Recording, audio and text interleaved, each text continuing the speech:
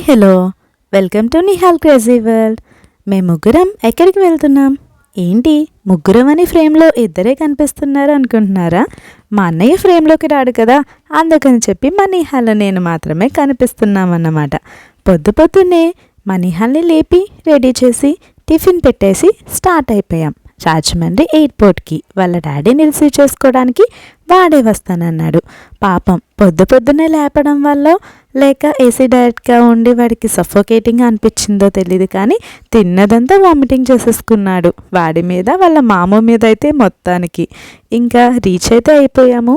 ఇంకా ఫ్లైట్ రాలేదన్నారని చెప్పి బయటే వెయిట్ చేస్తున్నాం కాసేపు. ఇంకా మన బుడ్డోడు ఇలా ఆడుతున్నాడు. చూసారా, మా అన్నయ్య డ్రెస్ చూస్తే ఫుల్ క్లారిటీ వచ్చి ఉంటుంది మన బుడ్డోడు చేసిన నిర్వాకం.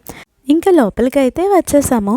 వాడికి ఎలా ఉందో తెలియదు, కానీ నాకైతే మాత్రం ఇన్ని నెలల తర్వాత వాళ్ళ డాడీని చూసి వాడు ఎలా రియాక్ట్ అవుతాడా అని నేనైతే చాలా ఎక్సైట్మెంట్తో ఉన్నాను. నాతో పాటు మీరు కూడా ఒక లుక్ వేసేయండి.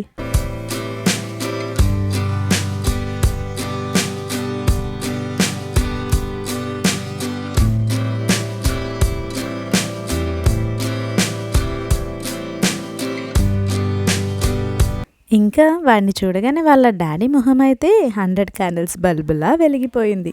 అవునంటారా?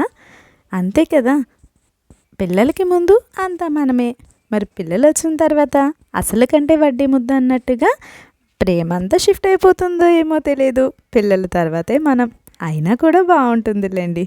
ఇంకా వాళ్ళని చూసేసరికి నేను కూడా కొంచెం ఎమోషనల్ అయ్యాను. అయినా సరే ఆనంద బాష్పాలన్నీ లోపల దాచేసుకుని ఇంకా ఆ రోజు సండే కదా, మళ్ళీ త్వరగా రిటర్న్ అవ్వాలని చెప్పేసి లగేజ్ అంతా తీసుకొచ్చేసి కార్లో పెట్టేసి ఫాస్ట్గా మేము కూడా రిటర్న్ అయిపోతున్నాం అన్నమాట. ఎందుకంటే చర్చికి వెళ్ళాలి, మళ్ళీ టైంకి వెళ్ళాలని.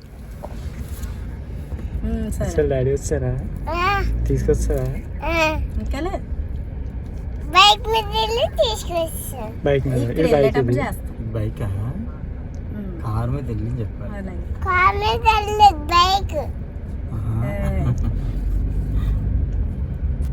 మనోడికి బైక్ ఫ్యాంటసీ అలా ఉంటుంది. మరి కార్లో వెళ్తున్నా కూడా బైక్ గురించే మాట్లాడుతున్నాడు. ఇంకా అక్కడి నుంచి ఇంటికి వచ్చేదాకా వాళ్ళ డాడీ వాళ్ళనే కూర్చొని ఎక్కడికి వెళ్దాం, ఏం చేద్దాం అని చెప్పేసి ఇద్దరు డిస్కస్ చేసుకుంటున్నారు. ఏ పార్క్కి వెళ్దాం, ఏ షాపింగ్కి వెళ్దాం, ఏ మాల్కి వెళ్దాం అని చెప్పేసి వాళ్ళ డిస్కషన్ అలా నడుస్తూనే ఉంది. ఇంకా నేను కూడా ఇంటికి ఫోన్ చేసి చెప్తున్నాను అనమాట, రిసీవ్ చేసుకున్నాము, ఇంటికి వస్తున్నాము అని చెప్పేసి. అప్పటికే చాలా టైం అయిపోయింది కదా, ఇంకా వెళ్ళే దారిలో బ్రేక్ఫాస్ట్ చేసేసి వెళ్దాం కదా అని చెప్పి మేము అందరం సర్పవరం దగ్గర ఉన్న హోటల్లో ఆగి బ్రేక్ఫాస్ట్ అయితే ఫినిష్ చేసేసాం. ఆ కార్ ఆయన కూడా మంచి ఆయనలేండి, పాపం చాలా ఓపిక్గా ఉన్నారు. ఇదిగో చూసారా, వాళ్ళ డాడీ పార్టీలోకి వెళ్ళిపోయాడు. Bye bye.